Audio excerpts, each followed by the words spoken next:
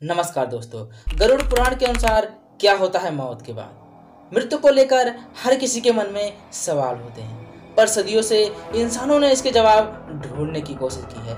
कई धर्म और विश्वास बने उन सब में कहीं ना कहीं मृत्यु के बाद आत्मा के होने का जिक्र करते हैं और स्वर्ग नरक की बातें होती हैं। जब भी हमारा कोई दोस्त या घर का सदस्य मरता है तो हम अक्सर ये सोचते हैं कि अभी वे कहाँ गए होंगे, या ऐसे ही कभी बैठे याद आती है तो हम सोचते हैं कि क्या वे अभी भी हमारे आसपास हैं, हमें सुन रहे हैं, या फिर दूर आसमान में तारा बन चुके हैं, या कहीं है ही नहीं और मृत्यु के बाद सब कुछ खत्म हो जाता है। इन सभी सवालों के जवाब विस्तार से लिखे हुए हैं गरुड़ पुराण में। गरुड़ पुराण हिंदू धर्म के 18 प्राचीन महाकाव्यों में से एक है। यह वैष्णव साहित्य का एक भाग है और भगवान विष्णु और गरुड़ के बीच मनुष्य जीवन के अर्थ को लेकर वार्तालाप के रूप में लिखा हुआ है। गरुड़ पुराण में मृत्यु के बाद जीवन, अंतिम क्रियाक्रम और पुनर्जन्म जैसे बातों पर विस्तार से चर्चा है। इसलिए हिंदू में इंसान की मृत्यु के बाद आखिरी क्रियाक्रमों के समय इसका उच्चारण किया जाता है। हमने आपके लिए गरुड़ पुराण से खासकर इन्हीं सवालों के जवाब ढूंढे हैं और इस वीडियो में बताने जा रहे हैं।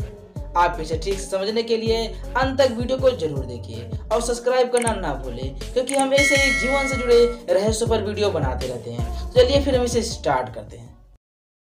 मृत्यु के बाद क्या होता है? मृत्यु के ठीक पहले, मृत्यु के दौरान और मृत्यु के बाद क्या होता है, ये गरुड़ पुराण में अच्छे से समझाया गया है। जब एकदम से कोई इंसान की मृत्यु होती है तो हमारा रिश्ता एकदम से टूट जाता है और अक्सर ये कामना करते हैं कि क्या उनसे फिर कभी मिलना होगा या बात हो पाएगी। असल में मृत्यु एक बहुत ही इंटरेस्टिंग प्रक्रिया है और कुछ भागों में ये पूरी होती है, जो कि इस प्रकार है। नंबर 1, अर्धशोल चक्रों से डिस्कनेक्शन। मौत से लगभग 4 से 5 घंटे पहले इंसान के पैरों के नीचे स्थित अर्धशोल चक्र अलग हो जाते हैं। इसका मतलब है धरती की सतह से संबंध टूट जाता है। इंसान के मृत्यु से कुछ घंटे पहले पैर ठंडे पड़ जाते हैं। जब मृत्यु का सही समय आता है तो कहा जाता है कि मृत्यु देवता यम आते हैं और आपकी आत्मा को लेकर चले जाते हैं। नंबर 2, एस्ट्रल कॉर्ड टूट जाता है। जब मृत्यु होती है तो एस्ट्रल कॉर्ड टूट जाता है, जो कि एक प्रकार से शरीर और आत्मा के बीच का एक कनेक्शन है। कॉर्ड के टूटने से आत्मा शरीर से मुक्त हो जाती है और शरीर से बाहर निकलकर ऊपर चली जाती है। अगर इतने समय से शरीर में बने रहने की वजह से आत्मा को उसके छोड़ने में मुश्किल आती है तो वह छोड़ने से मना करती है। वह शरीर से निकलकर वापस उसी में घुस जाती है और इधर उधर गति करती है। हमें ये मरने के बाद चेहरे, हाथ या पैरों के मामूली हिलने से पता चलता है। जैसे हमारे लिए किसी की मृत्यु को स्वीकार करना मुश्किल होता है, उसी प्रकार आत्मा भी शरीर को मृत मानने से इनकार कर देती है। तब भी जिंदा रहने का एहसास रहता है, लेकिन एस्ट्रल कॉर्ड टूटने से ये शरीर से अलग हो चुकी रहती है और वो वहाँ नहीं रह सकती। उसे शरीर से निकलकर ऊपर की तरफ जाना ही होता है, क्योंकि कोई चुंबकीय बल होता है जो उसे ऊपर की तरफ खींचता है। नंबर 3, भौतिक शरीर का। इस चरण में आत्मा को उस कमरे में मौजूद लोगों के विचार एक शोर की तरह सुनाई देते हैं, वो चाहे इसके घर वाले हो या कोई और भी। आत्मा उन सब से बात करने की कोशिश करती है और चिल्ला चिल्ला कर कहती है कि मैं अभी मरा नहीं हूँ, लेकिन उसे कोई नहीं सुन सकता। धीरे धीरे आत्मा को एहसास होता है कि वो शरीर मर चुका है और वापसी का और कोई तरीका नहीं है। इस चरण में आत्मा लगभग 12 फीट या कहूँ की छत की ऊंचाई पर तैर रही होती है और आसपास हो रहा सब कुछ सुनती और देखती है। नंबर 4, शरीर से छुटकारा। जब अंतिम क्रियाकलाप हो जाता है तो आत्मा मान लेती है कि उसका इस धरती पर रहने का एक माध्यम खत्म हो चुका है और वो शरीर जिसको उसने इतने सालों से अपना रखा था वो अब पंच तत्वों में विलीन हो चुका है। आत्मा तब एकदम आज़ादी महसूस करती है और शरीर में रहते समय जो भी माया और रुकावटें थी वो अब खत्म हो चुकी है। आत्मा अब बस सोचने से ही कहीं भी आ जा सकती है।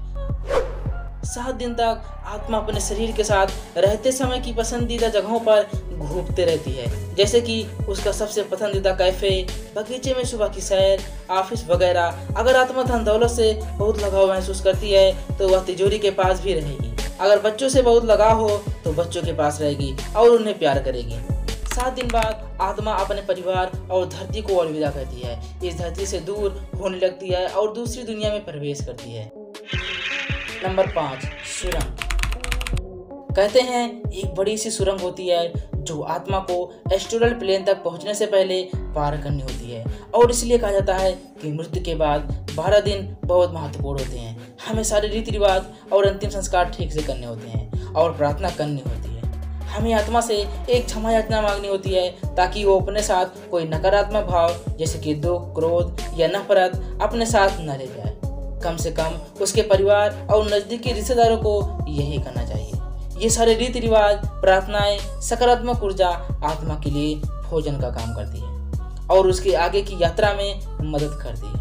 उस सुरंग के अंत में बहुत तेज रोशनी होती है जो ये दर्शाती है कि आत्मा एस्ट्रल वर्ल्ड में प्रवेश कर रही है।